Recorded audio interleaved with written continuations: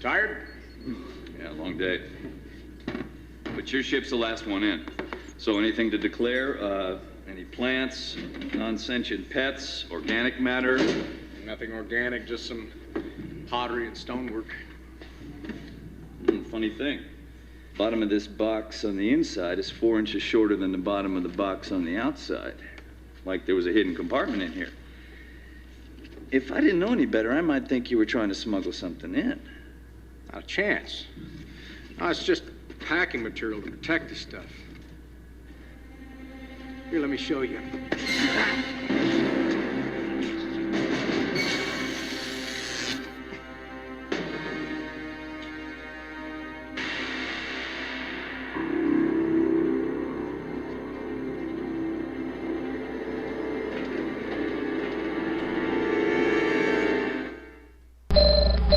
You have transmissions holding.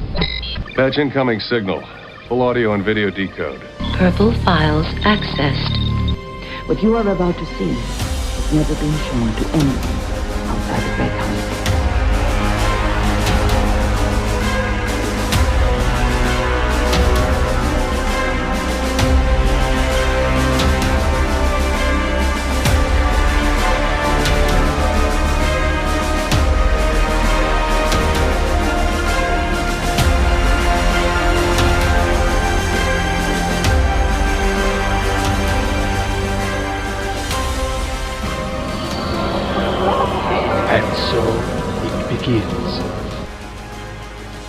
Hello, everyone out there in podcast land. This is Scott with Gray 17. Excited to have a special episode. We reached out to a gentleman who is known to Babylon 5 community for multiple reasons, and he was very gracious enough to give us his time, and that is Mr. Marshall Teague. So we are excited to have you here to just talk about your experience with both your role with Babylon 5, but also as an actor who has been a very busy individual for many, many years. We'd love to hear more about that. So with me as well is Blake from the team, and we're going to be just chatting with you. So, sir, if you want to just give a little bit of introduction of yourself and kind of who you are and where you're coming from. My name is Marshall Teague. I've been around the acting world for about 44 years. I've been very blessed to have done a lot of shows over the years with some incredible people. I mean, absolutely incredible people, everything from sci-fi to Westerns to cops to military, you name it, comedy. They've thrown in a little comedy with Marshall every once in a while. So it's been a great 44 years. I have absolutely no complaints whatsoever. Yeah. I was looking at your IMDb, and obviously you have a voice and a face that people would recognize, but just the amount of things that you have been in and the cultural pieces that you've taken part in, it's amazing. And I can kind of do a timeline of my my experiences with culture, both movie and TV, just by looking at what you've done. It's really amazing. We're here today to first off talk about Babylon 5 in a whole, but as I mentioned to you as we got started, we have a group of newbies who are watching the show for the first time, and the next episode we're going to be discussing is Infection, which is also where you joined the show for the first time. I'm not sure that I've actually ever seen the entire episode. Really? I know that sounds strange, but when you do them or something, I think I went on I was on a project when it came out and just missed it. I just never saw it. But I remember it. I remember it very well. And, when you get a chance to work with David McCallum, that's pretty cool. The first thing I would love to hear from you is how you got casted for the role and your experience in making that episode. Well, I went in, like everybody else. It's a new show. Just like everybody else, you go in, nobody, you don't know what it is. It's a new show. It's a brand new show. It's sci-fi. It's out there. It's another universe. I mean, it's as opposed to Star Trek that traveled to different places in the Babylon 5 world. We brought all the places together. It was probably, Joe Straczynski's, his mind works. He's out there in a great way. His mind just works. It never stops. He never stops. But this was something that had been in his mind for a long time, because he is a sci-fi geek, if you really. But he created this. We went in, and there really wasn't a lot of people going into it. I understand a lot of people got turned down because the first question they ask you, are you claustrophobic?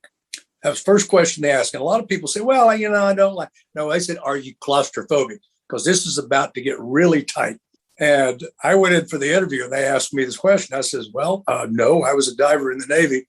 I'm not claustrophobic on anything. And they said, wonderful. I did a quick read of something, which there really wasn't a lot of dialogue, as you well know. I walked around, other than playing the character as a human, I turned into a bioweapon and pretty much wreak havoc across Babylon 5. But, I think we should get into how that was done. It was the first TV full body prosthetic that was ever done. And in doing so, I mean, when I went in, they said, yeah, you're going to be in a suit. Okay. I've been in a lot of suits, so it doesn't bother me. So, well, this one's going to be a little different. We're going to cast your entire body, and you're only going to be able to breathe through 2 straws we're going to put in your nose. Okay. They didn't tell me that while after they covered me up with all this stuff, and I was in this vat, literally in this vat with 2 straws coming up through this material, they went to lunch. They left me completely encased in this. I think it was for 45 minutes. I was in there. So I just finally fell asleep. I got bored. So I fell asleep, was just snoozing away when they finally came back in. They, first thing they said, oh crap, he's still in there. Marshall, you okay? I said, what? Yeah, I'm fine, man. What? I said, it feels firm, so I think we're done. So, obviously they start the separation process. The boxes go down. There's a big gel block, and they cut it in half, and out pops Marshall with 2 straws still in his nose. And then they started forming this suit, this Acarian warrior. The suit weighed 72 pounds. Jeez. It took, I think, 4.5 hours to get me into it. And once you get into it, you're not coming out of it till the end of the day. I lost 11, on the average, I lost 11.5 pounds per day. My goodness. And how many days were you actually in the suit? 9 days. Wow. 9 days. At first, I was walking around, they said, we're hearing water sloshing. I said, yes, you are. The boots that I'm in are full. You didn't have to go to the restroom because obviously you didn't hold on to anything. So I punched holes in the boots. And of course, all this water just started pouring out of the boots. And I didn't go to the bathroom in the suit. No, I didn't do that. Clear that up right now. I did not do that at any point. But they punched holes in it. And the next thing they know, the floor is covered with sweat, liquid. It's an internal temperature I think the internal temperature was 108 on an average day. And when you fought, the temperature went to about 115. That's the first couple of days, first 2 or 3 days, they didn't have a cool suit, to keep my temperature down. So basically I just had to sit in there and roast for, 8 hours and drink a lot of fluids. And again, I will say, I did not go to the bathroom in that suit. It just all came out in sweat.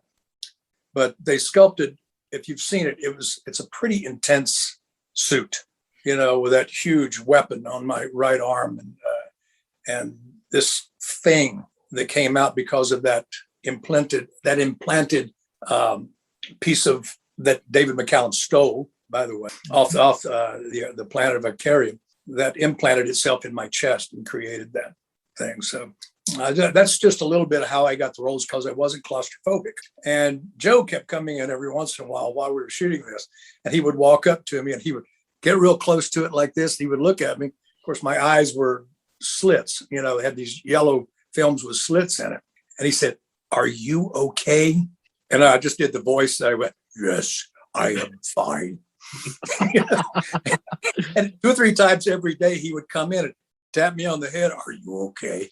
And it was very kind, very sweet of him to do so. But they finally got the cool suit, and that helped a lot. So part of our background that we've been doing with the show is also, Scott and I have both been reading the old Usenet groups for Babylon 5 that are still out there. And we've also watched some of the videos from the various conventions where the cast has been telling stories.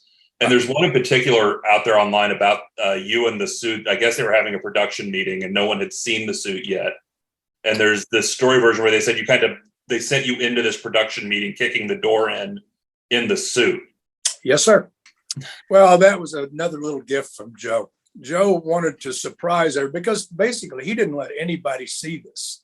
This being the first time in a television program that they did a walking, talking human being in a 72-pound carrying biological war machine. And they were in there having a meeting. And he said, I just want you to kick the door and come in.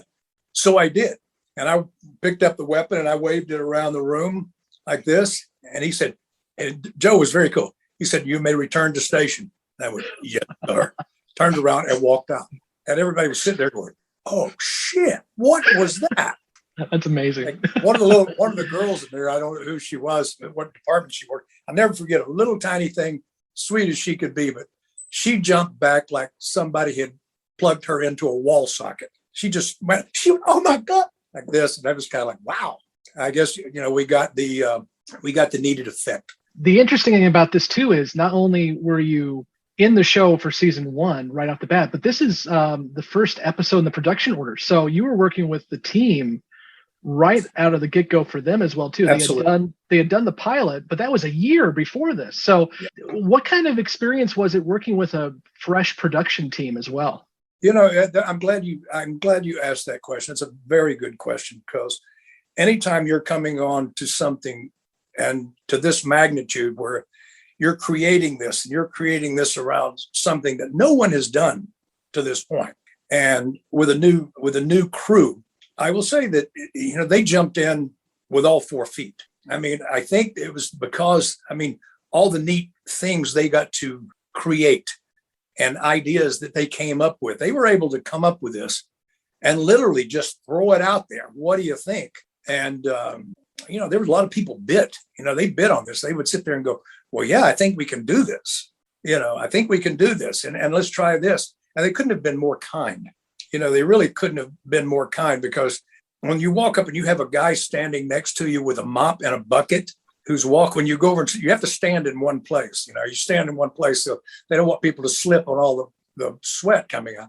And then they have a box of, I want to call it sand or fuller's earth or something. They wanted me to step in before I walked in because they didn't want me slipping. They wanted me to step off. They mopped up the water. I stepped in the stuff to give me a little traction so I could walk in with this thing on. You'd be surprised what it's like when you're walking around in that all day long and you're looking through. They really couldn't even take out the eye coverings, lens covers. They couldn't take them out because it was just, the suit was built so tight, to me. It literally, if I clamped down on my jaw, you would see the suit react. It was literally that tight on me. Hearing was a bit of a issue, like rolling, you couldn't hear it. So they had to punch little holes there so I could hear something, through the suit. The suit was about, that thick in places, maybe that thick.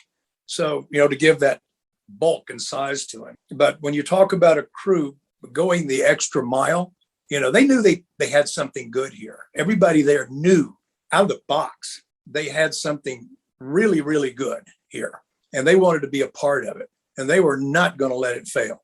And they didn't. Hey everybody, it's Scott. I'm cutting in here in the middle of the interview because this is the point of no return. After this, we're going to start talking spoilers about Babylon 5. So if you are with us as a newbie and checking out B5 for the first time and you've only watched Infection, run away now, because we're going to talk about what happens after Infection. If you do have to run away, please be sure to check out Marshall's social media feeds. They are linked in the show notes. He is an amazing human being, and you should check him out. And also, let him know you're checking him out because you heard him from us. So, again, if you are not wanting to know about what happens in Babylon 5 all the way to the end, leave now. And if you're okay with being spoiled or you've been a lifelong fan, well then, hang with us. Thanks. Okay, and before we jump that, and you mentioned the family and working on this first episode, and you came back in season 2, obviously, and then the recurring role of Klon. And if I'm not mistaken, you had a spot in Crusade as well. Yes, I did. And You mentioned that everyone there knew that they were working on something that was going to be great and putting it in. Absolutely. I mean, did you all have any idea then that 30 years later, you were still going to be bringing in new fans to this show and even resonating with still people like Scott and I? Absolutely. No, I'll give you an example, and it's not a Babylon thing, but it is like, for instance, Roadhouse. Most people have seen the movie Roadhouse. Well, Roadhouse was, yeah, it was a few times. Yeah. But, you know, it wasn't a huge budget movie, but we did it. And, you know, basically I always say to everybody, we went to a fight and a movie broke out. And when you talk about 33, you know, that movie's been around 33 years now, and it is watched every day. And people that watch Babylon 5, when it's out there and you can get to it, yes, they watch it. Why? Because it is different. It's different. The personalities, you know, like I said, the differences between Star Trek and Babylon 5 are huge. One traveled, one had to live together and make it work. And that was the trick. It was about bringing all the people and aliens and different civilizations together, living together in proximity, and then with everyone's different idea of government and everything, but making it work as a whole. That was hard to do, and you know, and hard to do as a program, but they did it. Am I surprised? I'm flattered, I think is a word I would use, because I really did, excuse me, I really did enjoy working on the show. I had many friends on that show, as you well know. Going to work was a pleasure, you know, and I always say the saddest moment of every day, it was for me, and the same for others, was when they said, ladies and gentlemen, that is a wrap. You know, at the end of the show, that's what you hear. And then you sit around and you go, wow, when's the next one? When is the next one? And everybody on there pretty much had that attitude. So when you say 30 years later, it's still going. Yeah, it's still going, and people loving it. And that, like I said, that flatters me. Well, if we get lucky, it may go even more if the new reboot gets picked up, which That's we're hopeful for. You know, I've heard little bits and pieces about it. Not You much. probably heard more than we have, because JMS is being very quiet. No, I haven't heard more than you. I hear hints of who's may be there or may not. You know, and everybody says, "Are you going to be there?" I said, "I have no idea. I really couldn't answer that question. That's up to Joe. You know, and if he feels that he can bring back Talon for whatever reason, would I do it? Yeah, because I still have the sword." Well, okay, there you go. You mentioned some of the folks you got to work with, and well, first off, let's talk a little bit about David McCullum. I am one of my favorite films of all time is The Great Escape, and so just watched it. Awesome. So, love to hear a little bit about how he was working with him, and we can go from there too. Well, to start out with David McCullum, I will say right off the bat, he is a consummate perfectionist, not unlike many others that worked on. He was very professional, very kind, a very kind, giving man, always up for a conversation when, you know, something is slow on the set. If he doesn't have lines to work on, and everybody was very respectful there. If they saw you were studying, nobody bothered you. They let you do your job. But if you weren't, you were hanging out. Yeah. You just, hey, David, I just want to, tell, I went to him. First thing I said was The Great Escape. And then I went with the man from Uncle. I said, I loved your Elio Kiriakin. And he went on and on about that character with Robert Vaughn and how they had all these neat toys they would give them to play with, and they had a good time. But working with him was just a real pleasure. I mean, I walk on the set and all of a sudden I'm staring right at David McCullum, Elio Kiriakin. I'm sitting there eyeball to eyeball with this man. And he introduces himself. David, it's a pleasure. It's nice to meet you. And you're going, yeah, I think it's Marshall. It's great to meet you, man. So, yeah, did I have a little of that little twinge of, wow, this is history I'm working with right here. Mm-hmm. Yeah, I did. And of course, the other one I absolutely, and you've already mentioned him a little bit, is Andreas Kansoulis. I would think working with him, and unfortunately we lost him way too soon, but I'd love to hear your experiences with him and just anything you want to share about that as well. Well, it was a combination, how it came, Bruce Boxleitner and I had been friends for years before this. I mean, and being able to work with Bruce was a trip. But when I came on as Talon and was matched up with Andreas Katsoulis, who is, again, I will say a consummate, professionally, trained actor. I mean, he's just brilliant, in his works and his subtleties. You hear it in his voice, his subtleties, the way he speaks, the way he emotes emotion sometimes is in the slightest infraction of a word. So working with him was, it was a dream. We would come into makeup, say 3:30 in the morning. He would come in for makeup. He and I both, we would sit outside. He would smoke his last cigarette before sitting down. And then they would start to put everything on. And we were still Marshall and Andreas until they put in our eye coverings, which were red. And the second we did that, we were no longer Andreas and Marshall. We were Jakar and we were Talan. And our whole persona changed, and we never came out of that when we were working. We were always in that persona. Even when we went to eat, we would go together. Of course, I would stand behind him. I never stood in front of him. I stood and when we sat down to eat, I always allowed him to sit first, and then I would sit. And it was just something that became very natural to do.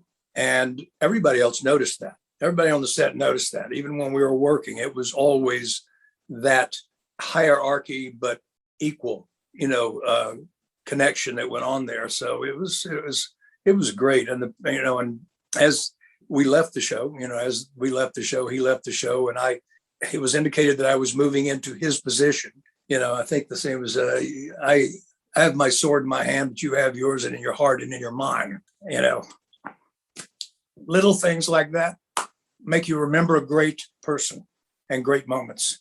And if people, people that watch this, excuse me, I'm very sorry, I think you will recognize, you guys have seen it, so you can recognize there is that position that we are in. And we held that all the time. And a lot of people, I've had people question, why, man? I mean, it takes over. It's never over. It's not over till they take, the contacts out. When they take the contacts out, we became Marshall and Andreas, and never before. So it gives you an idea. And of course, Bruce, other people you work, Bruce Boxleitner and I have, like I said, known each other. We have rodeoed together. We have been outside together. We've done some of the craziest stuff in the world. He used to rope a lot, and I would go out to watch and that kind of thing. We were just close. And when it worked out and I got on the show, and we had that sword fight. I think it was All Alone in the Night. I think it was, or Day in the Strife. I don't know which one, but we had the sword fight. And the guy said, we don't have any aluminum swords. I said, good. Who the heck wants to fight with an aluminum sword? And Bruce came up and said, if it was anybody else but Marshall, I would say, find me a rubber sword. I said, but Marshall is very well trained with a sword. So I'm not worried about it at all. So, that's kind of a high compliment. But I've also been in martial arts my whole life. So I've studied a lot of weaponry, swords, staff, that kind of thing, along with the rest. But the friendships you make on a show are what I wish people would make for real. I really do, because it's something you hold very dear and you don't take it lightly. I've lost a lot of friends that I've worked with, and I miss them every single day of my life. I think about them often. Sometimes at the strangest time you can imagine, they'll pop into your head. And it's kind of like Joe when he went, are you okay? That kind of thing. Marsh, how you doing? You feel that. You watch him. I watched Patrick last night, and I was sitting there going, man, you look good, brother. You look good. So that's what we're blessed with. It's a good thing. Does that answer your question? Oh, absolutely. And I can see in your face and also hear in your voice. And it reminds me of the line from Sleeping in Light, may they be in memory still bright. And that is the key. And I love that we get to experience these individuals who, unfortunately, we don't get to experience and we'll never have that. But hearing that from you and hearing that they are as good of people as we know them to be is just, it's wonderful. It's wonderful. It is. There's enough bad, press that goes out there. I don't believe in doing anything bad press. I like to keep it, like on a social, that kind of, I like to keep it light and uplifting. I'm not into this. I don't know where people get into this bad mouthing everything. It's just not my style.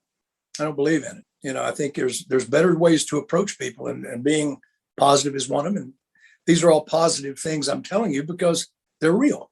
They happened. And I think especially with your perspective, because you were in one of the very first production episodes with Infection, and Also at the end of the series with season 5, I believe it's that scene in CNC where it's yourself. It's basically the next people that will be carrying forward if the series would have went on Babylon 5, because I think it was you, Veer, Lockwood was kind of standing as Delenn and Sheridan left the station. So just getting your perspectives on even the production. I mean, you mentioned the family side of it with the cast and the crew, but just how much that production kind of evolved and the closeness of that cast and crew and working. Are you asking me about the separation and going on, or are you asking about what it was like at the ending? What it was like at the ending. Oh, but I also want to hear about the other part too. Well, as far as the ending is concerned, I guess the best way to say it, you felt it first. You felt it through the week, as we did scenes, and surprisingly enough, people that were finished their scene, and they were cut loose, a lot of them would come back and watch because they didn't want to say goodbye. People go, there's no more getting up early in the morning. Bull. That's crap. I don't because you're going to work, you're going to work with people you like, and they're putting it out there for you, and you're putting it out there for the people that are going to watch it. And you've developed this over the years. When it came down to the end, we knew it. And in many ways, we didn't want to admit it. But when the time came, there was no handshakes. There were hugs. We didn't shake anybody's hand. We hugged them. And we told them how much they meant and what an honor it was to be a part of this for this many years and to see it grow and the fan base grow. So to say it was sad, yeah, it was. But at the same time, it was joyful because you were with people you cared about, and it was kind of the same, but not really when you're going on to something new because, even though there were a few that you had worked with were moving on to it, this was a whole new perspective. So again, you start with an amazing crew and you're kind of starting over. You're trying to pick it up at a spot and then move it forward in advance. So that's where that was to go. I'm not sure that it had the same electricity. It was good, but I'm not sure it had the same electricity as the original. The original was just charged all the time. It was charged all the time. Yes, were there arguments, but there were arguments about creativity, not about arguments about, am I mad at you? I mean, it's arguments about creativity, of wanting to do more. And Joe was the great referee, and he could come in and explain it because there's nobody knew more about Babylon 5 than Joe Straczynski. I'm sorry. The man wrote, I think, almost every episode that was there. I don't think he ever went home. He bought a car. I never forget that. He bought a car and they brought it to the set. It was his car. And I don't think he'd ever had a car before. And he was going to drive it home. We got a call about 5 minutes later that it's Joe. Can somebody come over here and get me, please? Take me home. He'd run it into a ditch and he didn't know how to get it out of the ditch. Didn't wreck it. He just drove off into a ditch because I think he was trying to think of something or make a note or something. He ended up in a ditch. I mean, a block or two from the studio. So they went over to get him, took him home, got the car out, and he got a chance to spend more time with it. But I'll never forget that night. He said, yeah, Joe, we're going to go pick up Joe, take him home. Jeez.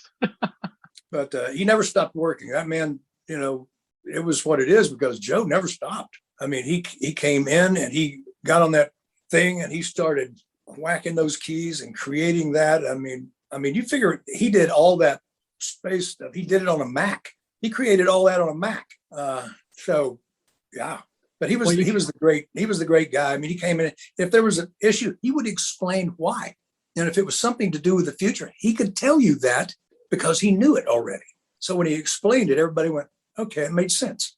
It makes sense. Now we know. So, a lot of things people don't hear. I mean, Joe Straczynski, he was always in his room other than tapping me on the head and asking me if I was all right. You rarely saw the man. He would come out and get something to eat. Then after it was over, he would go right back to work. Man was a machine. He was kind of like the character I played in Infection, except a real cool one, Well, I was going to say too, you can see it in pictures of him from like 94 up until 98, 99. It looks like he aged in dog years because I'm sure he was working nonstop. He never stopped. He never stopped. They say he would go home and he'd get back on the thing and start writing it. I mean, he just never stopped. His mind never stopped. He was create, for instance, the backdrop you have, which is a solar system behind you, right? Mm-hmm. Well, that was Joe's mind. Mm-hmm. It was an entire solar system, and he was gathering from all of them and bringing them back for us to work on. And you really can't beat that. I mean, that kind of dedication, you can't beat. You couldn't ask for more. As an actor, what you're explaining, what the showrunner brings to the table. How much, in your experiences, how often is that the case? How often do you have either a director or an executive producer who really understands the world that much, or is that just something that is not normal, or is it normal? That's a very interesting question. In many cases, the showrunner, pretty savvy. They're pretty savvy about it. Joe was very open-minded. He would listen. If somebody had to say, I'll give you an example. After Bruce and I had that big fight with the swords and everything else like that, you had this character. You had this Narn that was there. That was this guy. He was very honorable. He was very honorable. He wasn't a madman or anything else. He had been captured just like the rest of them for a gladiatorial show of force or whatever. And Bruce, said, we've got to do something with this character. It's just, that was Bruce's initial idea. And I guess he had spoken to Joe, and he said, we need to go have a meeting with Joe. So I went in and talked to him, and we all sat around, and he said, how do you see your character? And I said, well, I mean, as little as I know about him at this time, I said, I see him as a samurai. I see him as a lone warrior, a warrior of honor, but a lone warrior, an older warrior. He'd been around a while, because you don't even know in Narn years how long that is. So, but Joe looked at me and he said, well, a samurai has a sword. I said, yes, they do. He said, if you create the sword, I'll create the character. I said, you're wrong. I created the sword. And he wrote the character around it. And that's why I still have the sword. Yeah. So and everybody wanted that sword, Oh, I'm sure. I carried it in a case. I came to work and that sword was in a case, and I would carry it in there, put it in my room. It was locked. And then when it was time to put it on, I would put it on. And when I was done, I put it back and I took it on. I never left it for anybody to touch or do anything with. So it still is exactly the same as the day I packed it away. That's amazing. I'm so glad that conversation happened between Boxleitner, yourself, and because obviously it gave you more time with the role. But personally with me, and I mentioned this to you when we were talking online, Talon is one of my favorite characters in the show. I know he's only on there for 5 or 6 episodes, but he brings so much to that role. You bring so much to that role, but also, as Blake mentioned, he kind of acts as that transitional character as well too. You've got the change in Jakar throughout the process, and then at the end we have the new guard coming in with him being an ambassador. I love that character arc that you bring to it, and so it's amazing to hear how that started. That's great. That it really was. And I mean, Joe was very open to it. He liked that episode where we did that. He said there was a connection. There was a connection anyway. There was a natural connection because Bruce and I were friends. And there was a natural connection there. And and Bruce came and said, this is kind of too good to let go. And he mentioned it to Joe, and he said, yeah, okay, we can figure out what to do. We just have to figure out who he is. And and I mentioned what my 2 cents worth, what it would be like, what I felt it should be like, because I said I don't want to carry like so many a stun gun or a laser beam or anything else like that. If he's an old warrior, I want him to be different than everybody else. He fears nothing. I mean, Talon has no fear whatsoever. He, by the same token, he knows when it is time and when it is not time. When you have to be diplomatic, he understands that, even though Jakar has told him to back off just a little bit. I think there was one episode where I reached for the sword and Talon and Jakar put his hand up and I stopped, but he created, in my opinion, a character that doesn't come around. Do you wish it would have been in more? Yes, you do. But you take what you have and you make the most out of it, and you love it, and you create it, and you get inside his skin and you create that Talon. You make him who he is that people like to see and wonder what is he going to do and when. or where, all those adjectives you could throw in there. Outside of Babylon 5, I mean, you're talking about this connection you have with Talon. What other characters in your repertoire do you feel like you have a personal connection like that to? Well, there was several over the years. I mean, in the Western genre, I'm the only actor to ever depict Blackjack Pershing, who was the general of generals, the highest ranking general of all time. And how I end up being the only one to ever depict him on screen, I don't know, but that was in Rough Riders. So, when you study the man, because when you're playing somebody that a real person that did these things, you better bring his personality to the dance or something. There's enough people out there that historians that'll, they'll look up and say, oh, you blew it, man. You weren't this, you didn't do that. I never got any, everybody that when I saw played the character said, you even looked like, you even looked like Blackjack Pershing, and your personality was that. And, and they come along. Don't get me wrong. I mean, you like to think that every time you do a character, whether it's good or bad, Roadhouse, it was Jimmy Reno. There was no question who Jimmy Reno was. You knew from the downbeat who Jimmy Reno was, and you take it whether you have a lot of dialogue or you don't. It's not the dialogue. Surprisingly enough, people will think that it's not. It's what you do here. It's what you do and what you create and the intensity or caring or whatever you have to depict. If it doesn't come through this, that means you're lying to the people out there. And I always like to refer to this one lesson that I got, and I got it from a wonderful lady who actually gave Clark Gable his screen test. I started working with her when she was 83 when I started working with her. And she had been the head of talent for MGM for 19 years, and she was retired, I'm retired. I started working with her, and she came up to me one day, and she had these little round glasses that were about that thick. And she looked up to me, and this little tiny person held up this hand. She says, a camera is a truth machine. You can't be playing the part of a dog and think cat because meow comes across instead of bow wow. In other words, don't lie to the camera. So the camera will catch you. A camera will catch you in a lie faster than anything in the world. And if you don't believe it, no one else is either. So that I hope answers your question about that's creating a character. Absolutely. Thank you so much for that. And you're still in front of the camera to this day. So you've got a couple of things coming up. And I know we can't get into too much detail, but you've got a Netflix show coming up and you've also got some films. You want to hit on those at all? Well, I have one film that's still waiting for it to come out. It's called Sins of a Mad Dog. Guess who the Mad Dog is? Me. It's a combination of 6 Confederate generals packed into one, but he's kind of a bad guy. But a show I just finished, which I really enjoyed, It's going to be called Mo. It's going to be on Netflix. I can't go into great detail, but I played a character in it, and it was a very emotional role because the character I played had something to do with him being able to become a citizen of the United States. It was his story. This is his actual story. And he didn't know, he had written, they had written the lines. He said, this is kind of how it went down in court and like this. And, they put a couple of notations out there so that I could look at and play off of. And they said, Marshall, this is it's kind of an emotional thing. I said, guys, what you need to do is go back and roll the camera. And I said, how far it'll go, I can't tell you, but I can promise you it's going to go. And we did it, a couple of times, a couple of different ways. When I finished the first one, Mo and all his family, they were sitting down, that I was talking, were all crying.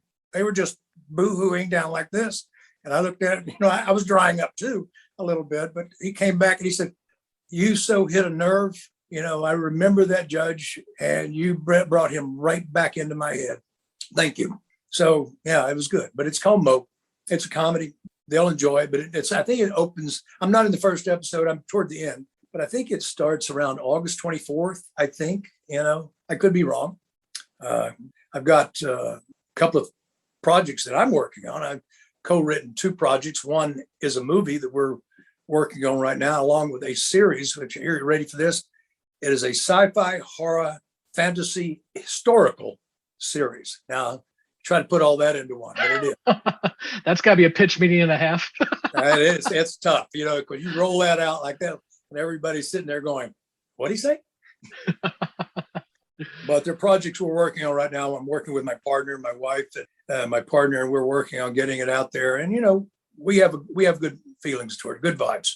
Blake, you got any other questions? I mean, I think one thing I would say, and Scott mentioned it when we started, is, looking back, especially across your IMDb and just roles that even I remember you from. I mean, even you have got one of the iconic voices, and when you're honest in a scene and just your presence there, thinking through, a role you had in DS9 and Voyager and other things that I've seen you in, just as, I've watched sci-fi and gone through various shows and seasons. So just the work that you've contributed to shows that have been important to me, just, thank you for your body of work as well, and for taking time to share these stories with us today. You are more than welcome. It's an honor. It's a real honor for me. And I thank you guys for breaking in the newbies on this. I think they'll get attached as you guys have been attached. And I hope it goes on, it leads on and on and on. And I thank you for that. So Marshall, tell us where folks can find you. I know you got social media, and that's where I found you. So where can we find you? Well, you can find me at Marshall R, middle initial R, Teague, on Facebook and Twitter. Marshall R Teague, and you can find me and come on and have a chat. Talk. You can get a hold of me. You can find me. And that's one of the things that I'm really happy that we got a chance to talk, because it was really refreshing to have someone who has been in the business as long as you have and has done so much just reply and answer back. Social media is an amazing thing. So it was wonderful to get to chat with you. And hopefully let me say one thing. Yes. This is kind of important. Actors, you see actors and actresses dressed up and looking great and grand and everything else like that. And sometimes people have a tendency to put them on a pedestal. Well, actors, are people that have a job. It's a different job. It is in my opinion, this is my opinion, I can't speak for the rest of it. I speak for myself. My job and what I do is no more important than anybody else.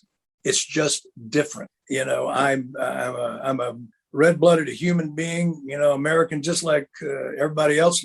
I hope, if I make somebody mad, well, tough, but that's who I am. And if it wasn't for the people that watch us perform and do what we do, and hopefully we bring them entertainment, pleasure, things like that, without them, we are nothing. So they are that important.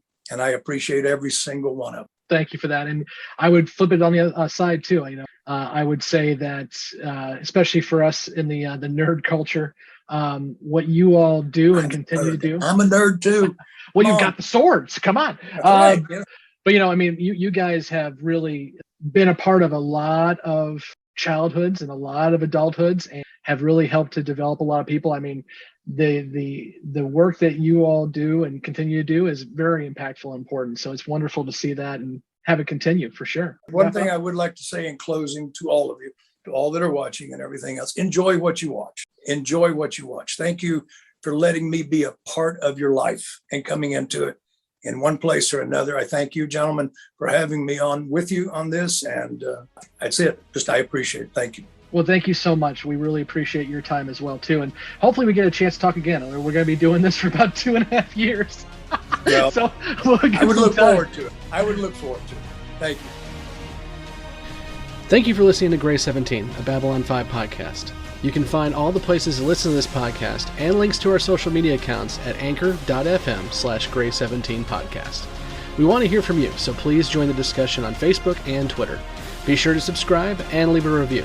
Gray 17 is a part of the Front Row Network and NPR Illinois Community Voices. You can find all the Front Row shows at thefrontrownetwork.com. Gray 17 is not affiliated with, and this podcast has not been prepared, approved, or licensed by Warner Brothers or any other owners of the Babylon 5 copyright. All audio clips included in this podcast are the intellectual property of their respective copyright holders. They are included here for the purpose of review, and no infringement is intended.